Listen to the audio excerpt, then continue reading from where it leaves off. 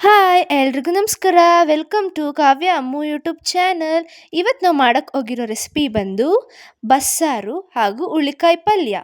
ಬನ್ನಿ ಹೇಗೆ ಮಾಡೋದು ಅಂತ ನೋಡ್ಕೊಂಡು ಬರೋಣ. ಮೊದಲಿಗೆ 1 ಕಪ್ ಬೇಳೆ ಹಾಗೂ ಅರ್ಧ kg ಆಗೋಷ್ಟು ಹುಳ್ಳಿಕಾಯಿನ ಹಚ್ಕೊಂಡಿರಬೇಕು. ನೆಕ್ಸ್ಟ್ ಒಂದು ಕುಕ್ಕರ್ಗೆ ಬೇಳೆ ಹಾಗೂ ಹುಳ್ಳಿಕಾಯಿನ ತೊಳ್ಕೊಂಡು ಅದಕ್ಕೆ ಎಷ್ಟು ಬೇಕೋ ಅಷ್ಟು ನೀರು ಹಾಕ್ಕೊಂಡು 1 ವಿಷಿಲ್ ಕೂಗಿಸ್ಕೋಬೇಕು.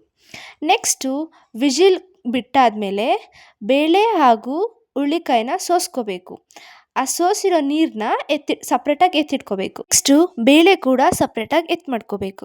ನೆಕ್ಸ್ಟು ಸಾಂಬಾರಿಗೆ ಹಾಕುವ ಮಸಾಲೆಗೆ ಬೇಕಾಗಿರೋ ಪದಾರ್ಥಗಳು 5ರಿಂದ 6 ಚಿಲ್ಲಿ, ಒಂದು ಸ್ವಲ್ಪ ಹುಣಸೆಹಣ್ಣು, ಈರುಳ್ಳಿ, 1 ಗೆಡ್ಡೆ ಬೆಳ್ಳುಳ್ಳಿ, ಕರಿಬೇವು, 1 ಟೊಮ್ಯಾಟೊ ಹಾಗೂ 1 ಸ್ಪೂನ್ ಜೀರಿಗೆ ಹಾಗೂ ಕೊತ್ತಂಬರಿ ಸೊಪ್ಪು. ಒಗ್ಗರಣೆಗೆ ಸಣ್ಣದಾಗಿ ಹಚ್ಕೊಂಡಿರೋ ಈರುಳ್ಳಿ ಹಾಗೂ ಕರಿಬೇವು.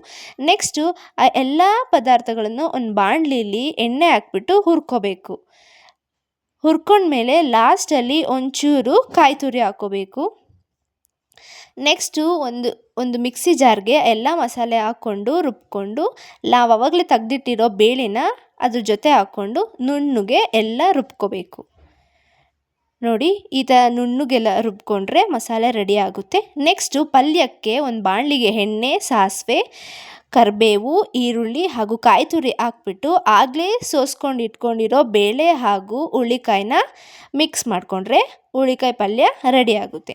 ಸಾಂಬಾರು ಒಗ್ಗರಣೆಗೆ ಒಂದು ಪಾತ್ರೆ, ಎಣ್ಣೆ, ಸಾಸಿವೆ, ಕರಿಬೇವು, ಜಜ್ಜಿರೋ ಬೆಳ್ಳುಳ್ಳಿ ಹಾಕ್ಬಿಟ್ಟು ಆಗಲೇ ರುಬ್ಕೊಂಡಿದ್ವಲ್ಲ ಆ ಮಸಾಲೆ ಹಾಕ್ಬಿಟ್ಟು ಆಗಲೇ ಬಸ್ತಿರೋ ಬೇಳೆ ಹಾಗೂ ಹುಳ್ಳಿಕಾಯ್ದು ನೀರಿರುತ್ತಲ್ಲ ಅದನ್ನೇ ಹಾಕ್ಬಿಟ್ಟು ನೆಕ್ಸ್ಟು ರುಚಿಗೆ ತಕ್ಕಷ್ಟು ಉಪ್ಪು ಹಾಕ್ಬಿಟ್ಟು ಅದನ್ನು 5 ನಿಮಿಷದ ಕಾಲ ಚೆನ್ನಾಗಿ ಮಳಿಸ್ಬೇಕು.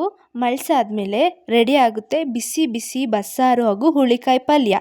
ನೀವು ಕೂಡ ಮನೇಲಿ ಟ್ರೈ ಮಾಡಿ ಹೇಗೆ ಬಂತು ಅಂತ ಕಮೆಂಟ್ ಮಾಡಿ. Thank you.